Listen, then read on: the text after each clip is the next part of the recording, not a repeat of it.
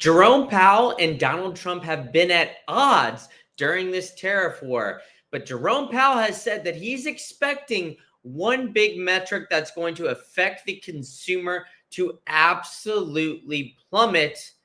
And here, Donald Trump is also not letting his foot off the gas when it comes to the tariffs. So I'm going to describe as to why all of these tariffs and everything that we're seeing going on could potentially affect employment, and how Jerome Powell is openly saying that he anticipates employment to drastically increase. Now, let's dive in to the words from Jerome Powell, because unemployment fears hit the worst levels since COVID as tariffs fuel inflation and the outlook.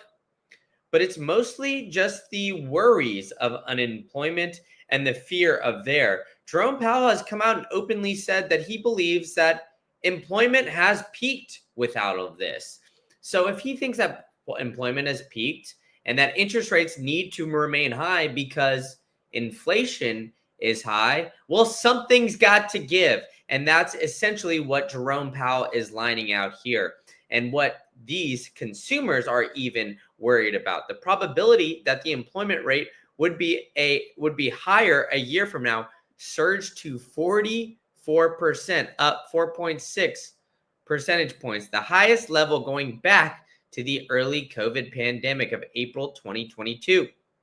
The expectation that market will be higher from a year low slid to 33.8%, a decline of 3.2 percentage points. So it seems like the consumer has been starting to worry, and I went over a lot of this in my video yesterday, but there's a few different factors with this where we're going to dive into it. Everybody is blaming the tariffs. Are we in a recession? Are we not? But in reality, I think there's been cracks under the surface for quite some time.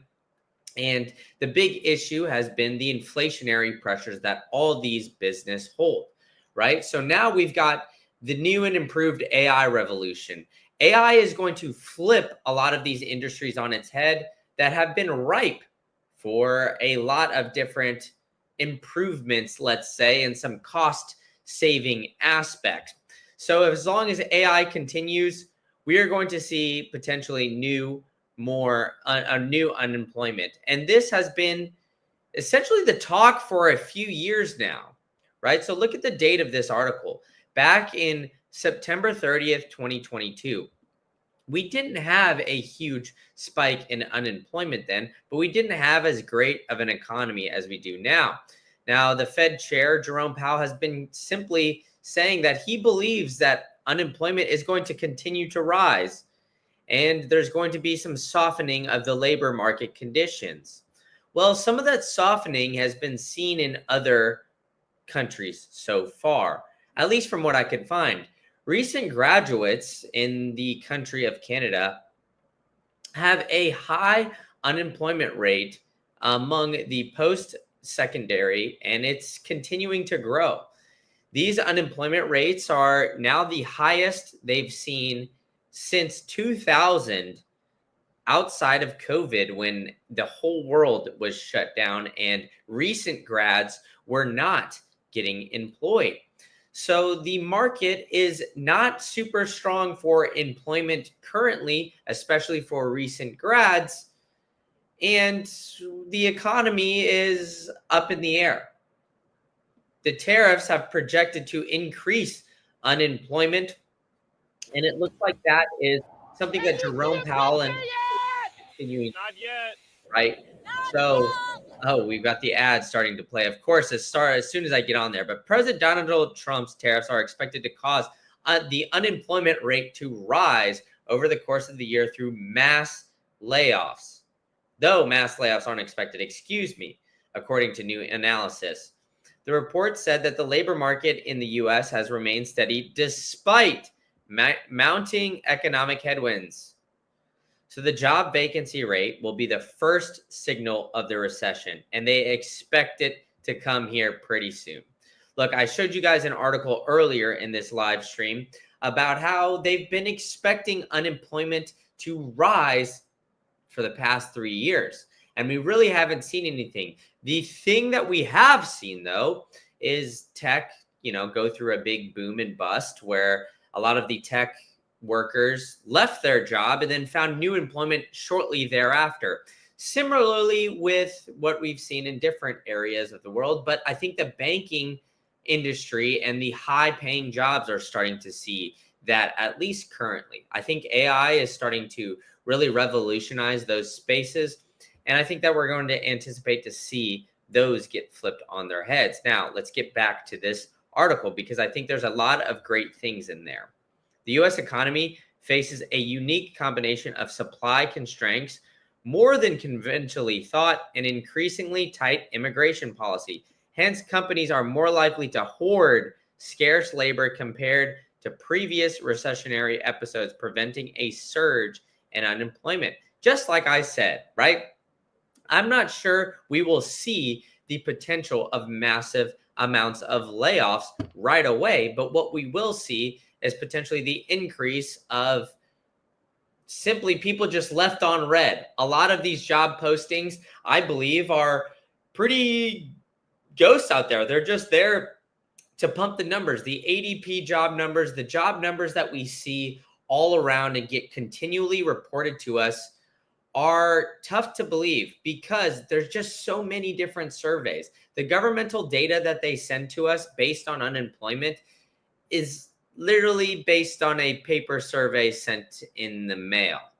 And ADP, one of the largest employers for benefits and everything like that, that works with companies, they have maybe a little bit better finger on the pulse, but regardless, those numbers are still based on the companies that use ADP. So a lot of these different factors that we see rolling out, especially with the job numbers, they're just quite simply hard to believe. And the data that we're getting from all of this is simply just outdated. So despite inflationary effects of the steep tariff hike and persistently high policy uncertainty, we do not expect large layoffs as U.S. companies are still enjoying healthy profits and also face elevated labor shortages.